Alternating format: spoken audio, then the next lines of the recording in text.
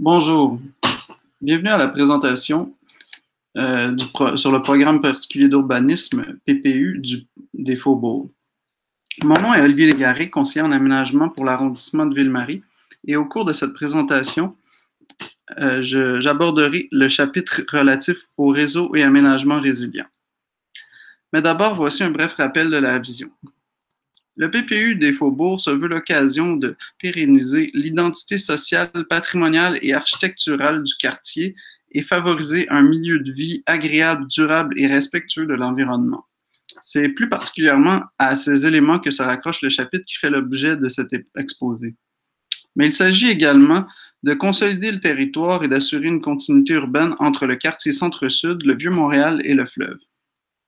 La première orientation qui aborde la question des réseaux et aménagements résilients est l'orientation 12, verdissement et gestion de l'eau. Nous voyons présentement à l'écran en vert le couvert végétal offert par les arbres publics. En orange apparaissent les arbres supplémentaires à planter. Il s'agit d'un potentiel préliminaire, mais on constate que le secteur en redéveloppement présente un grand potentiel de verdissement, même si les arbres des nouveaux parcs ne sont pas représentés. Les secteurs habités offrent également de l'espace pour planter de nouveaux arbres. L'estimation préliminaire présente un potentiel de 5 000 arbres. En regard du plan maître de plantation, et même si les plantations se feront au fur et à mesure de l'aménagement et de la réfection des rues, une intensification du programme de plantation actuel dans le territoire habité est proposée. Si la conception ou le réaménagement de tous les parcs se fera en concertation avec la communauté, les nouveaux parcs devront intégrer un important aspect de verdissement et de plantation d'arbres. La majeure partie du territoire est située dans un espace appartenant au domaine privé. Pour cette raison, en plus d'encourager les initiatives de verdissement comme celle de sentiers urbains que l'on voit à l'écran, il est proposé de revoir la réglementation afin de renforcer les exigences des nouveaux projets sur le domaine privé.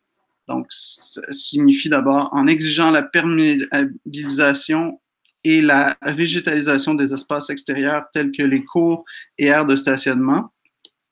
Sur les toits, autant pour les basilaires que pour les cours constituant des toits de stationnement sur des sites tels que Radio-Canada ou Molson, la viabilité du couvert végétal devra être assurée.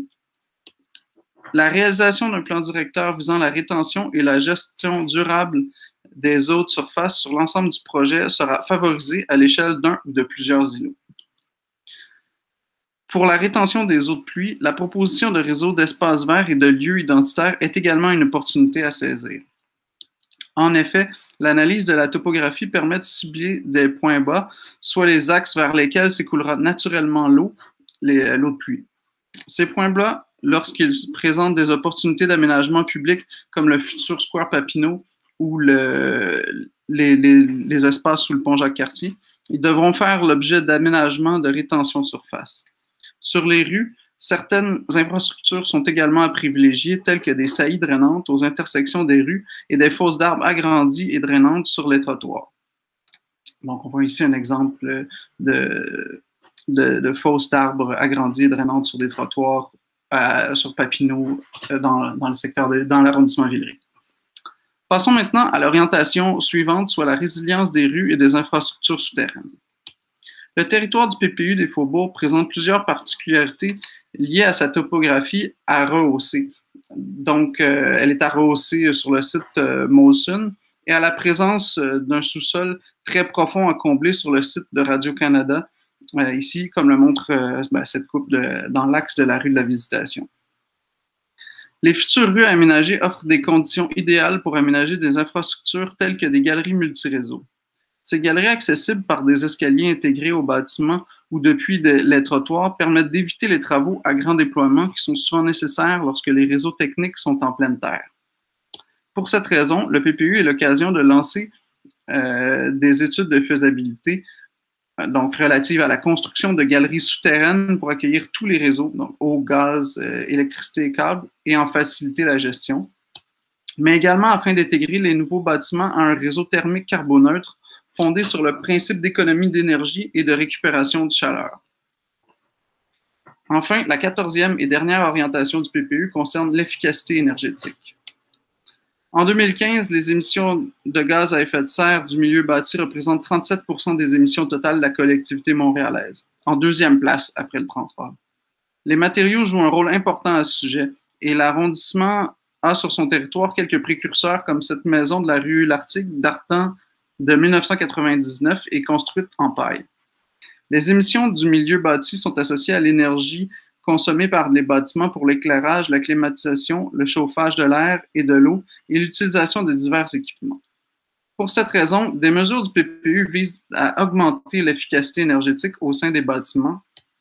Ainsi, les propriétaires des sites à redévelopper sont sollicités pour l'intégration des bâtiments à un réseau thermique carboneutre fondé sur le principe de valorisation des rejets thermiques tel que mentionné précédemment.